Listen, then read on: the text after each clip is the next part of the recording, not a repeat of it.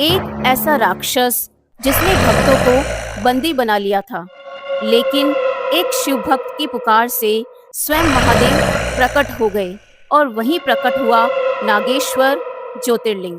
प्राचीन समय की बात है, समुद्र के पास एक घना और भयानक वन था, जहां दारुक नाम का एक शक्तिशाली राक्षस अपनी पत्नी दारुका और अन्य राक्षसों के साथ रहता था। दारुक अत्यंत क्रूर था। वह साधु संतों, भक्तों और निर्दोष लोगों को पकड़कर कैद कर लेता था। उस वन में हर और भय और आतंक का वातावरण था। कोई भी भगवान शिव की भक्ति करने का साहस नहीं कर पाता था। उसी समय सुप्रिय नाम का एक व्यापारी था, जो भगवान शिव का परम भक्त था। वह हर समय ओम नमः शिवाय का जाप करता और महादेव की पूजा में लीन रहता था।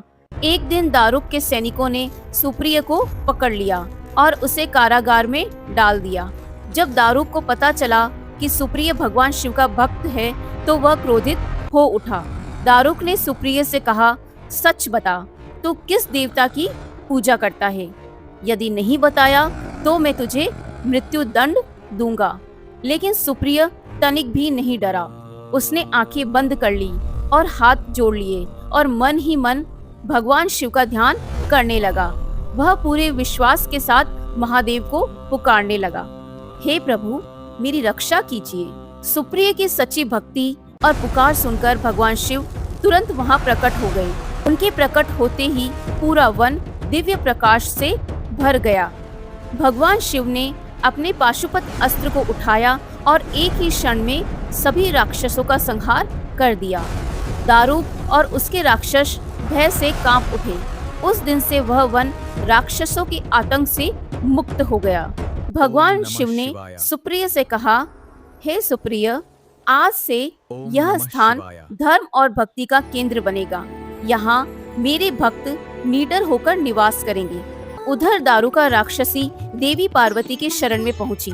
उसने रोते हुए माता पार्वती से अपने कुल और वंश की रक्षा की प्रार्थना की। माता पार्वती दयालु थी।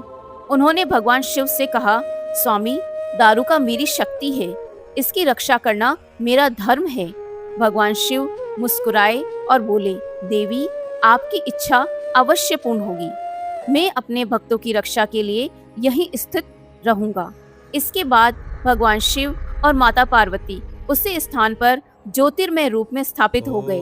भगवान शिव नागेश्वर और माता पार्वती नागेश्वरी नाम से प्रसिद्ध हुए। तभी से वह स्थान नागेश्वर ज्योतिर्लिंग के नाम से संसार भर में पूजनीय बन गया। कहा जाता है कि जो भी सच्चे मन से नागेश्वर ज्योतिर्लिंग के दर्शन करता है, उसके सभी पाप नष्ट हो जाते हैं और उसकी सभी मनोकामनाएं पूर्ण होती है। ऐसी ही दिव्य कथाओं के लिए आज ही चैनल को सब्सक्राइब करें। हर हर महादेव।